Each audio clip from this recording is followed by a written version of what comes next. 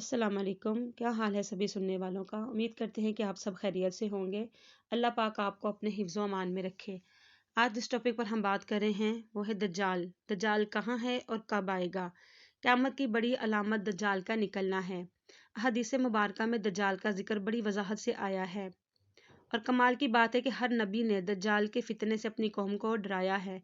دجال ابھی آیا نہیں ہے اور کسی کو پتہ بھی نہیں ہے کہ وہ اس وقت کہاں ہے، لیکن روح زمین پر ایک صحابی ایسے گزرے ہیں جنہوں نے دجال کو دیکھا بھی ہے اور اس سے ملاقات بھی کی ہے اور اس سے بات چیت بھی کی ہے۔ ایک مرتبہ نبی کریم صلی اللہ علیہ وسلم نے اچانک اپنے صحابہ کرام کو جمع فرمایا اور خطبہ دینے کے لیے ممبر پر تشریف فرما ہوئے۔ نبی کریم صلی اللہ علیہ وسلم نے فرمایا کہ امین داری نے مجھے بتایا کہ وہ 30 افراد تھے اور کشتی میں سفر کر رہے تھے کہ طوفان آ گیا اور وہ بھٹک گئے۔ تقریباً مہینہ بھر سمندر میں گھومتے رہے اور ایک دن سورج غروب ہوتے وقت ایک نامعلوم جزیرے پر پہنچے۔ انہیں وہاں سیاہ رنگ کی مخلوق نظر آئی جس کے جسم پر بال بہت زیادہ تھے۔ انہوں نے اس سے پوچھا کہ تم کون ہو؟ اس نے کہا میں جاسوس ہوں، اور کہا کہ ہمیں اپنے بارے میں کچھ بتاؤ۔ اس نے کہا کہ نہ میں تمہیں کچھ بتاؤں گا نہ تم سے کچھ سنوں گا، تم اس بت خانے میں جاؤ، وہاں ایک شخص بہت بے چینی سے تمہارا انتظار کر رہا ہے، وہیں تمہیں کچھ سنائے گا بھی اور بتائے گا بھی۔ پھر وہ سب اندر چلے گئے۔ ایک شخص سختی کے ساتھ زنجیروں میں جکڑا ہوا تھا۔ اس نے پوچھا کہ تم لوگ کون ہو اور کہاں سے آئے ہو؟ جواب دیا کہ شام سے آئے ہیں۔ اس نے پوچھا کہ عرب کا کیا حال ہے؟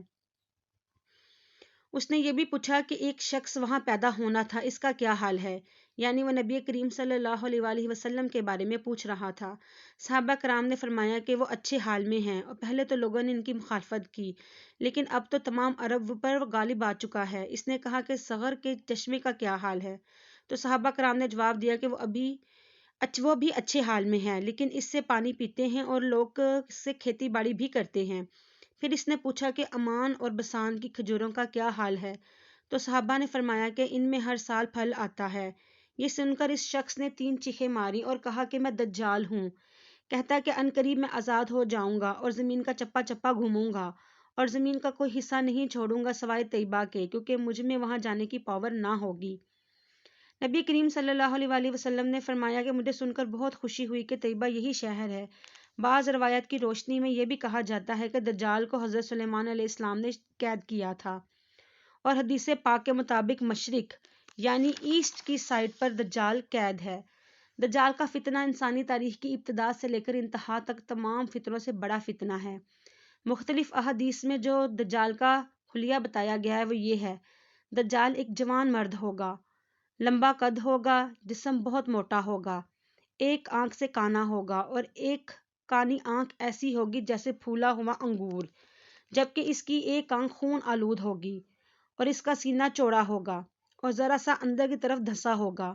دجال کی پیشانی چوڑی ہوگی اور دونوں آنکھوں کے درمیان کافر لکھا ہوگا۔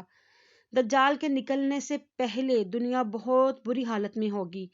اس کے نکلنے سے 3 سال پہلے اس دنیا میں خشک سالی پھیل جائے گی، علمی اور روحانی قحط بھی برپا ہوگا، دین کے معاملے میں لوگوں میں کمزوری پیدا ہو جائے گی، علماء اور دیندار لوگوں کی قلت ہوگی۔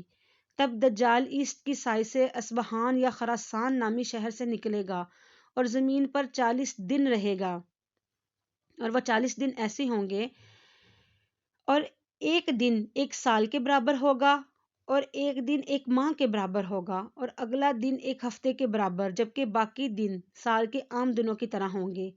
اس مدت میں دجال اپنے گدھے پر سوار ہو کر پوری دنیا کا چکر لگائے گا۔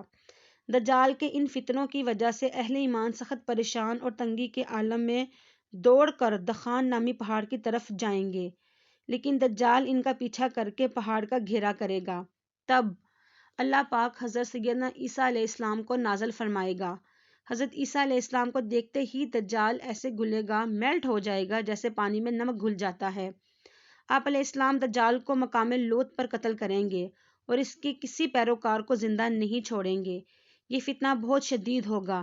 نبی پاک صلی اللہ علیہ وسلم نے فرمایا کہ جو شخص سورۃ الکہف کی پہلی 10 آیتیں یاد کرے گا دجال کے فتنے سے دور رہے گا۔